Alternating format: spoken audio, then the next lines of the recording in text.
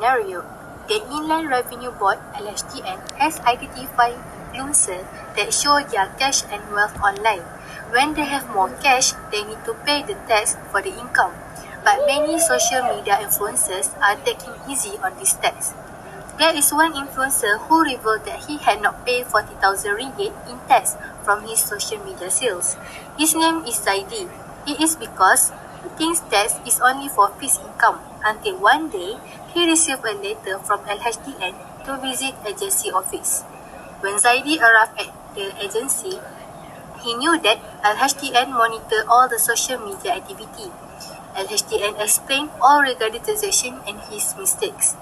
After this article was released, Ms. Hanis called to ask about her tax. When the officer explains about his income tax from social media like paid reviews, sponsored brand content and more, IRB officer also explained what is self-assessment system. But when officer explained to her, she feels so confused and didn't understand what is self-assessment system is. That's the problem that need to advise Ms. Hanis about tax and the self-assessment system. As a Malaysian citizen, there are some responsibilities that we need to know and obey. Firstly, filing an income tax return. Individuals in Malaysia are required to file their income tax returns annually. The taxpayer in Malaysia is the calendar year, and the deadline for filing returns is usually April 30 of the following year. It is vital to pay taxes and is a fundamental civic responsibility. Taxes are the government's primary revenue source, and these funds are used to finance essential public services. This includes education, healthcare, infrastructure development, public safety and social welfare program. The self-assessment system for taxation applies to individuals, partnerships and companies. Taxpayers are required to calculate their own tax liability, declare their income and pay tax accordingly. There are some step-by-step to comply with self-assessment system. First, understand the requirement.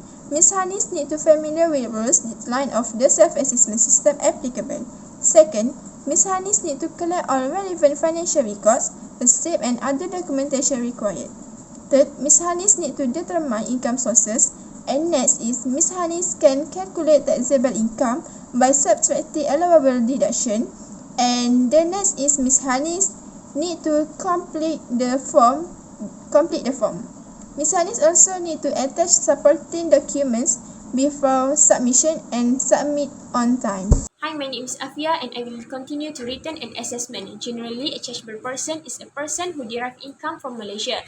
The person will be assessable and chargeable to tax. However, where it is difficult or impractical to collect tax from such person, the Act provides for the appointment of agent or representative to be assessed and charged to tax on behalf of such person. Self-assessment means that the taxpayer is required by law to determine his taxable income, compute chargeable income tax, submit the income tax return form, and make tax payment for the year of assessment concerned.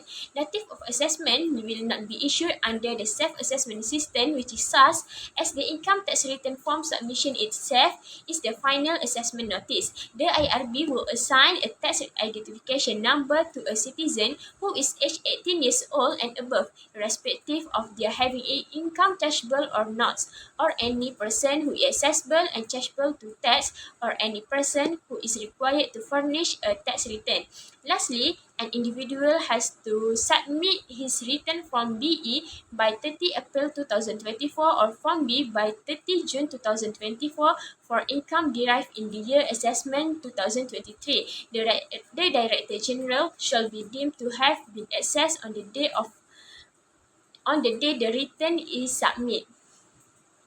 Next, I will continue to amendment as provided under Section 77B of the Income Tax Act 1967. An individual is allowed to make amendment on previous return submit upon discovery of any error which has been furnished to the Director General of Inland Revenue.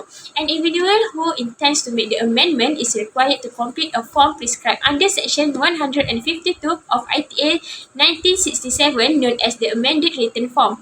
If amendment submit before deadline for submission of written form, the taxpayer can make a correction of any error made on form submit manually or online. Can be made by writing a letter detailing the mistake mistake made, and a closing document such as purchase receipt and invoice to support the application. The letter and supporting document must be submitted to the Hasil office that handle the tax file. The submission of the amended return is deemed as notice of assessment. Any additional tax and penalty shall be due and payable to the tax authorities at the time of submission of revised tax return.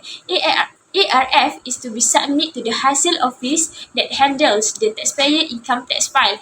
Only taxpayers who have submitted the ITRF on time are allowed to make self-amended, and the amendment is allowed only once for every year assessment. My name is Nura Alia Humaira. Today I will explain about the offences and penalty. Any assessor who commit an offence under the provisions of the Income Tax Act 1961 shall be subject to penalty. The penalty is an additional amount levied and is different from the tax payable. Any tax due and payable has not been paid by the due date, the penalty of 10% of the amount of tax are paid upon the expiration of 30 days of the due date. In this case, we as a taxpayer should aware of impositions of offences, fine and penalty by IRB in relation to income tax. Firstly, late submissions of payment or payment of tax may occur fine and interest charges. The taxpayer remain liable to submit a tax return notwithstanding the tax imposition of penalty has been paid based on the tax estimated by the IRB on best judgment assessment. Next, failure to keep record. Section 119A was legislated to take effect to ensure sufficient record or keep in the self-assessment regime to facilitate any tax audit conducted by the tax authorities. Moreover, Section 113 Clause 1 of the Act provides any person who gives any incorrect tax return by omitting or understanding any income of which she is required by this Act to make a return on behalf of himself or another person. For the second one, I will explain about the appeal. Section 99 Clause 1 ITA 1967 provides that the appeal must be done by submitting a notice of appeal, stating in detail the ground of the taxpayer's objection, not later than 30 days after the notice of assessment is received or the term of notice of assessment is deemed to have been noticed. The taxpayer is required to submit 4 copies of Form Q for each year assessment to the IRB branch handling the taxpayer income tax file. The 4 copies of Form Q must comprise at least one original copy. A completed Form Q must contain detailed ground of appeal, reason of disagreement, issue to be trial, date and amount of the tax payable as stated in notice of assessment, and signature by taxpayer or authorized person. In conclusion, as a Malaysian citizen, there are some responsibilities that we need to know and obey. Among them, pay taxes. It is a fundamental civic responsibility. From the self-assessment system, Ms. Hanis need to declare their income and pay taxes accordingly. But firstly, taxpayers need to keep proper record and supporting for their income and deductions claim. The tax return is submitted not later than 30 April without business income and 13 June with business income in the following year. Ms. Hanis also can refer to tax expert if she has any questions. Subsequently, Ms. Hanis will need to pay accordingly.